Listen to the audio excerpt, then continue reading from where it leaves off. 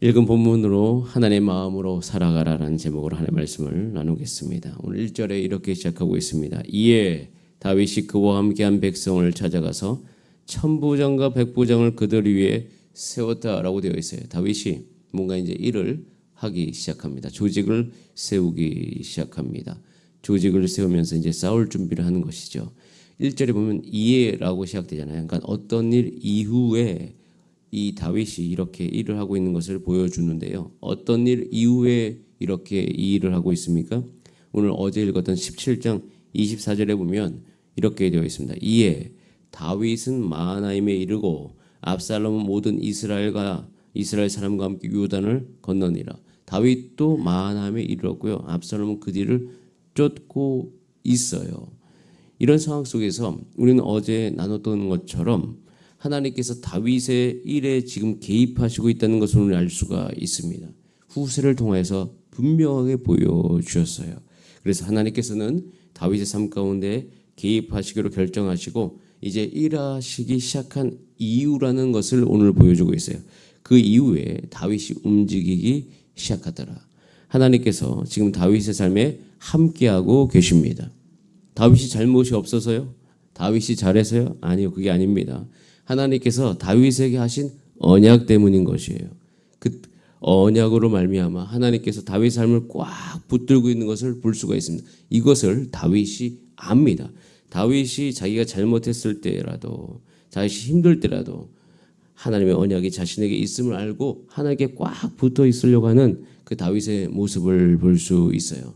여러분 마찬가지로 여러분 인생 가운데, 하루의 일상 가운데 하나님께 꽉 붙들어서 주 곁에 계신 여러분의 삶이 되시기를 소원합니다. 그래야만 돼요. 그래야만 우리가 우리의 주어진 인생 일들을 넉넉히 감당할 수가 있어요. 다윗이 지금 그렇게 하나님께 주시는 힘으로 그 일들을 감당하고 있는 것입니다. 그래서 무엇을 하고 있어요? 2절에 보면 다윗이 그의 백성을 내보낸다라고 되어 있습니다. 내보낼 때 그냥 내보내지 않고 3분의 1씩 나누죠. 3분의 1은 요압, 3분의 1은 수라의 아들 아비새 휘하, 그 다음에 또 한 3분의 1은 가드 사람 이때 휘하에 넘겨서 지금 전쟁에 임하게 합니다. 다윗은 이제 도망 다니지만 않고 움직이기 시작했고 전쟁을 준비하고 있어요. 싸울 준비를 하고 있는 거죠. 자, 그런데 이렇게 싸울 준비를 하고 있는 동시에 한 가지 다윗의 마음속에 일이 마음에 있는 것을 볼 수 있어요. 자, 5절 말씀 같이 한번 읽어보겠습니다. 5절입니다. 시작. 왕이 요압과 아비새와 이때에게 명령하여 이르되 나를 위하여 젊은 압살롬을 너그러이 대우하라 하니 왕이 압살롬을 위하여 모든 군지휘관에게 명령할 때 백성들이 다 젊은 압살롬을 어떻게 대우하라? 너그러이 대우하라. 압살롬을 너그럽게 대우하라. 자기를 죽이려고 하는 압살롬을 너그러이 대우하라. 지금 나 이 고생하게 만든 압살롬을 너그러이 대우하라고 합니다.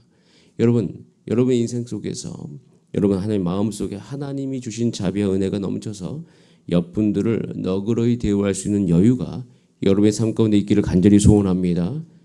여러분의 가정 안에도 그렇게 되기를 기도하시길 바랍니다. 특별히 우리 주사랑교회 안에서도 수련을 마친 이후에 우리 마음속에 여유가 넘치게 되기를 기도하시길 바랍니다.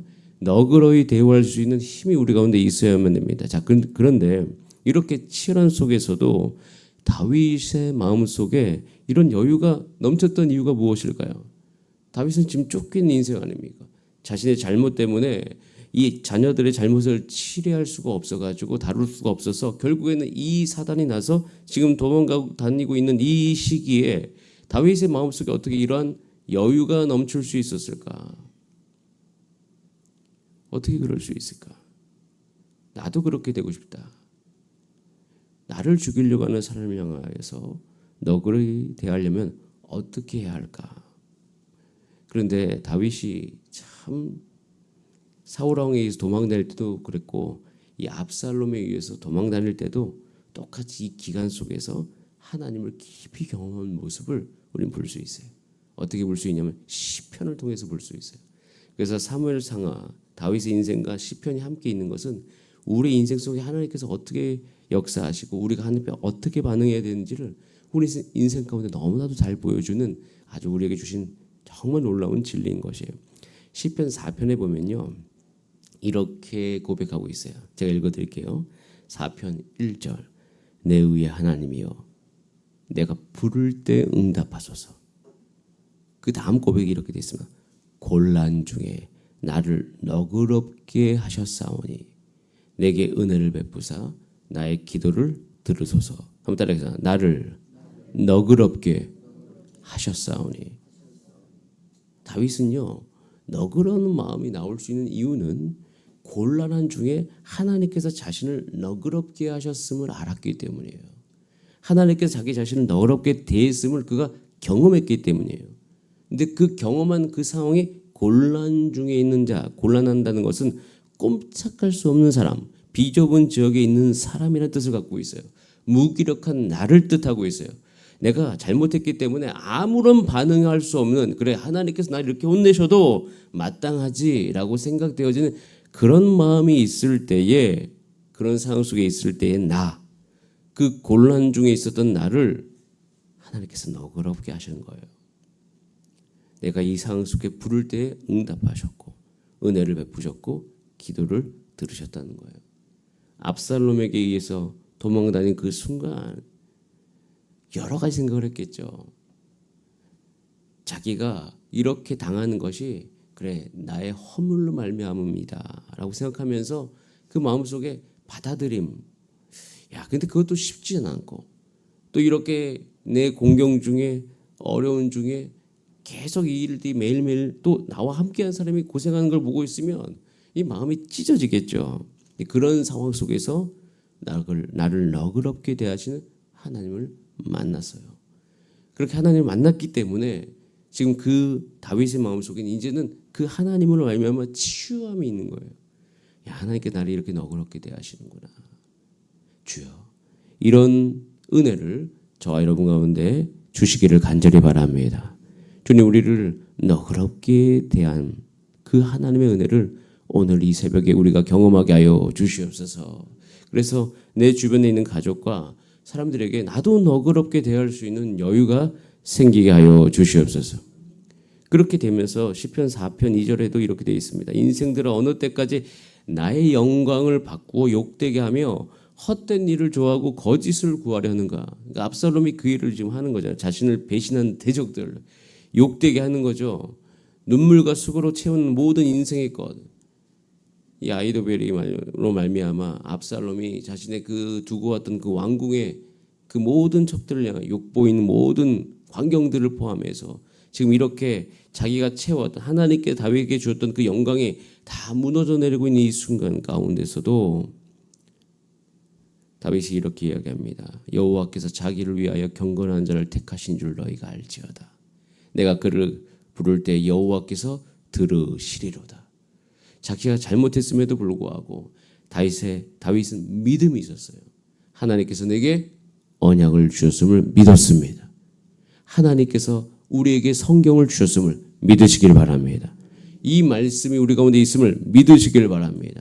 주 예수 그리스도로 말미암아 우리가 택함 받은 자인 것을 기억하시길 바랍니다. 저와 여러분 세례받고 예수 그리스도와 연합된 자임을 어느 순간에도 기억하실 수 있는 여러분의 삶이 되시기를 소원합니다. 이렇게 되어지면서 다윗은 계속 자기 자신을 향해서 얘기해요. 떨며 범죄하지 말지어다. 자리에 누워 심중에 말하고 잠잠할지어다.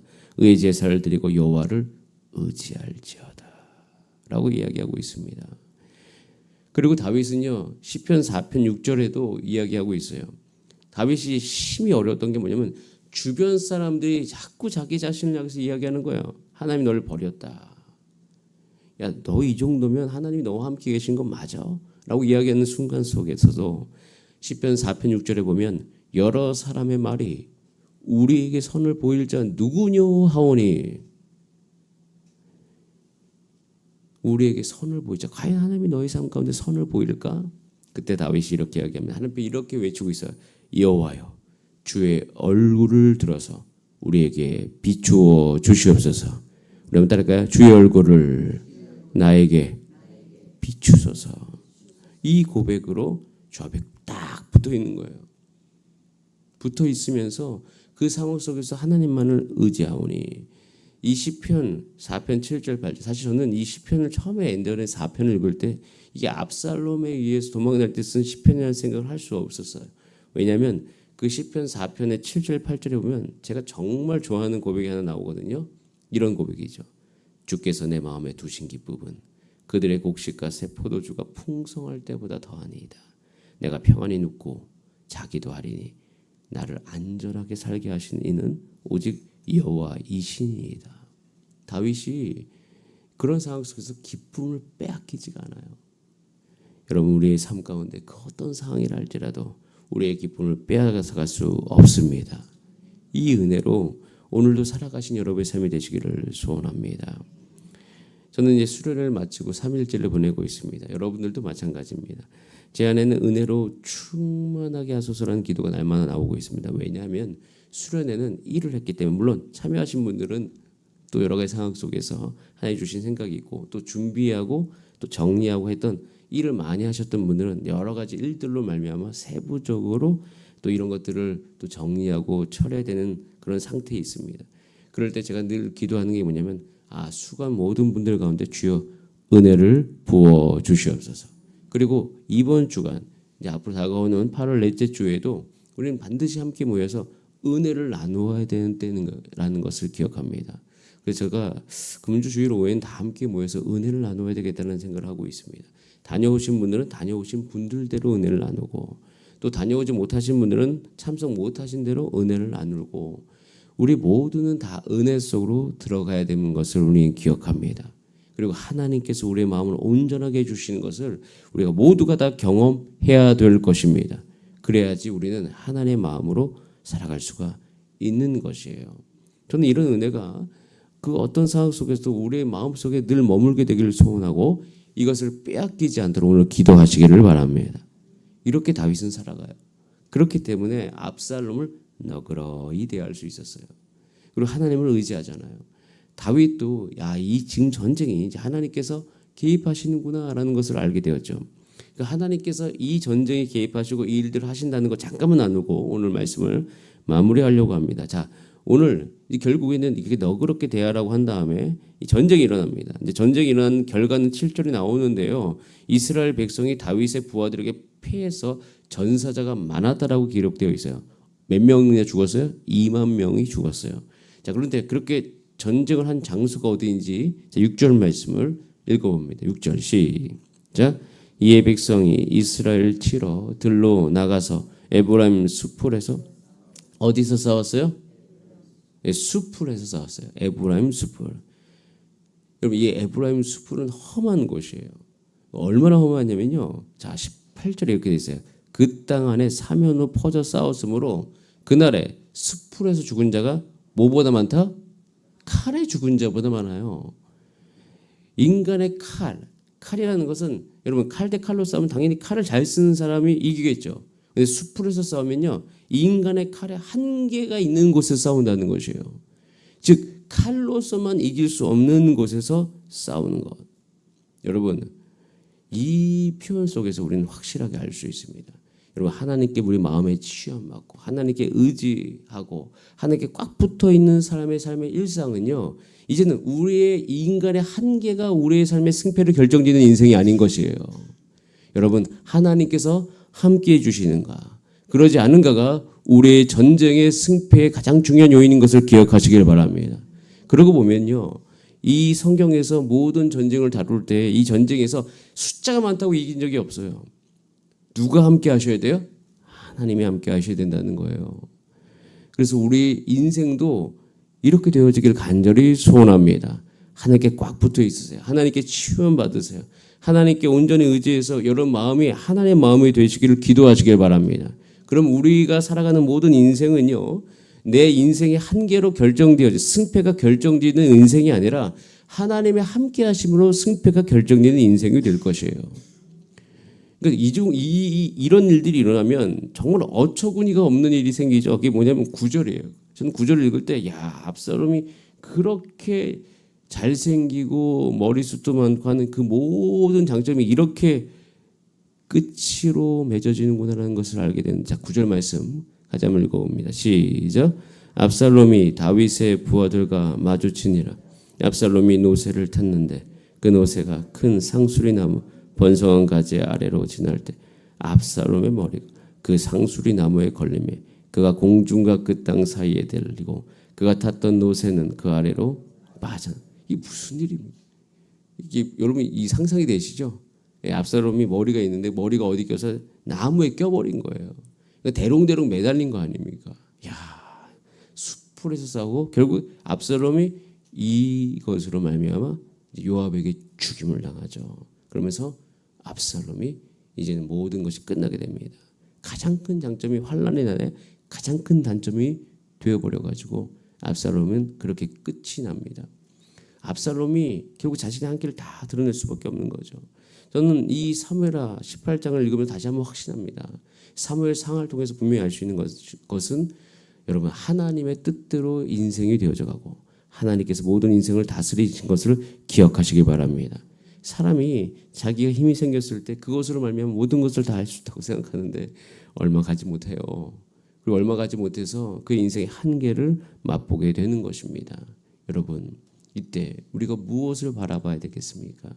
모든 일이 잘 끝나도 안 끝나도 다 그것이 하나님의 뜻에 있음을 기억하시면서 오늘도 다윗과 같이 하나님의 치유함, 하나님의 은혜 받으면서 하나님께서 자신 인생 가운데 적극적으로 역사하실 수 있도록 기도하신 여러분의 삶이 되시기를 소원합니다. 그때 우리의 삶은 하나님께서 주시는 그 언약 가운데 하나님의 뜻대로 하나님께서 우리의 삶 가운데 그 일을 좋은 일들을 여러분을 행복하게 하는 일들, 선한 일들을 행해 주실 줄 믿습니다. 요압과 같이 하지 마시기 바랍니다. 그러니까 이 뒤에 오늘 너무 많은 이야기가 있기 때문에 오늘 이 다음 장과 함께 같이 나누는데요. 이 중에 모든 것을 해치는 사람이 나오죠. 너그럽게 대하는 것을 해치는 사람 누구죠? 요압. 요압 그렇게 이야기했는데 요압이 압살롬을 죽여버립니다. 그것을 말미암아 오늘 맨 마지막 절 다윗이 슬퍼하고 있는 것을 볼 수 있죠. 물론 이것 때문에 내일 또 한 가지 큰 일이 발생합니다. 여러분 우리의 마음, 우리의 생각, 우리의 뜻으로 분란과 혼란을 일으키는 것이 아니라 하나님께 꽉 붙어 있음으로 말미암아 내 개인도 살고 가정도 살고 교회도 살고 이 사회도 살아갈 수 있는 그런 은혜를 지닌 자로서 하루하루 살아가시길 간절히 바랍니다. 우리 다 함께 기도하시겠습니다. 이 시간 기도할 때 주여 그 은혜를 내가 덧입어서 하나님 아버지의 마음으로 살게 하여 주시옵소서. 다윗이 자기를 죽이려고 한 압살롬을 너그럽게 대할 수 있었던 이유는 하나님의 그 인생을 너그럽게 대했음을 그가 경험했기 때문입니다. 주님 우리 인생도 나의 인생도 그렇게 살게 하여 주시옵소서. 그 하나님을 내가 경험하는 하루 되게 하여 주시옵소서. 우리 다 함께 주여 한번 부르신 다음에 합심으로 기도하시겠습니다. 주여